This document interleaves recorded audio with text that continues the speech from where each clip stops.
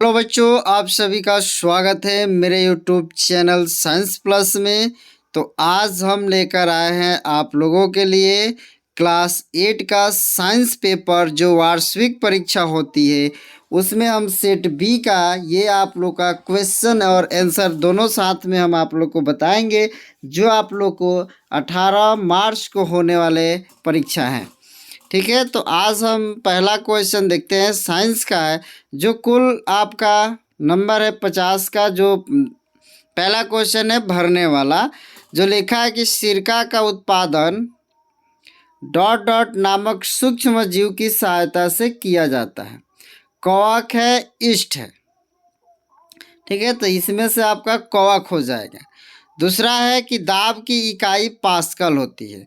Newton बल का होता है। सूर्य से सबसे अधिक दूरी वाला ग्रह आपका ये है नेपच्यून। ठीक है, अगर घ नंबर क्वेश्चन है कि कोशिका की खोज रॉबर्ट हुक ने की है। ध्वनि किसी वस्तु के कंपन से उत्पन्न होती है। ठीक है, ध्वनि किसी वस्तु के कंपन से उत्पन्न होती है। अगला प्रश्न है आपका कि सही और गलत का चिन्ह लगाना है। ठीक है, तो स्नेह के प्रयोग से घर्षण का मान घट जाता है, ये सही है। दूसरा है कि चेचक के टीके की खोज एडवर्ड जेनर ने की थी, हाँ सही है।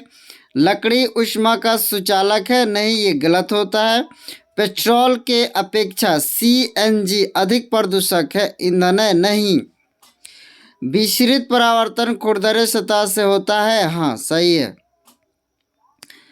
अगला है कि स्तंभ अ का मिलान स्तंभ ब से करना है। तो हार्वेस्टर जो फसल कटाई का यंत्र, यानी इसका संबंध हमारे फसल कटाई का यंत्र से है।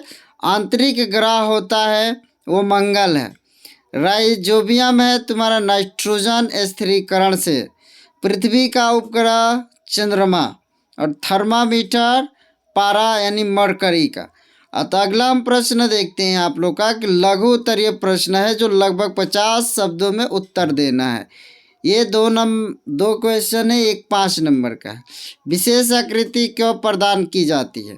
या किशोरावस्था बाल अवस्था से किस प्रकार भिन्न है? तो इसका जवाब है कि किशोरावस्था लगभग 12 से 18 वर्ष, बाल्यावस्था और लगभग 6 से 12 से भिन्न है, क्योंकि इस दौरान तीव्र शारीरिक, मानसिक, सामाजिक और भावनात्मक परिवर्तन होते हैं, जबकि बाल्यावस्था में विकास अपेक्षाकृत स्थिर और धीमी गति से होता है।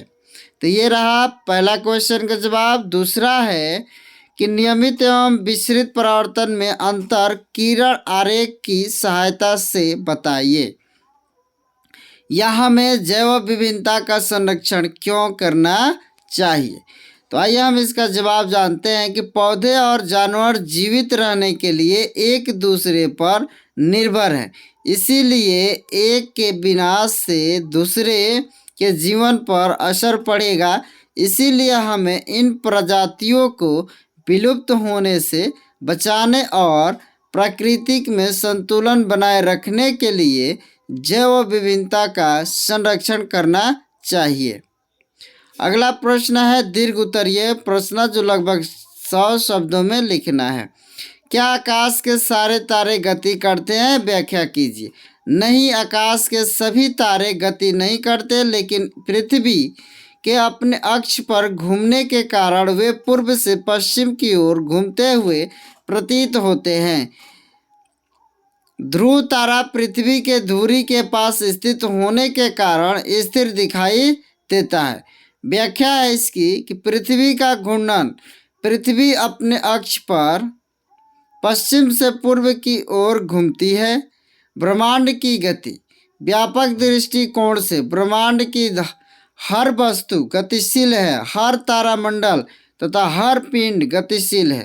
तारे की आभासी गति, पृथ्वी की घूर्णन के कारण आकाश में तारे पूर्व से पश्चिम की ओर घूमते हुए दिखाई देते हैं।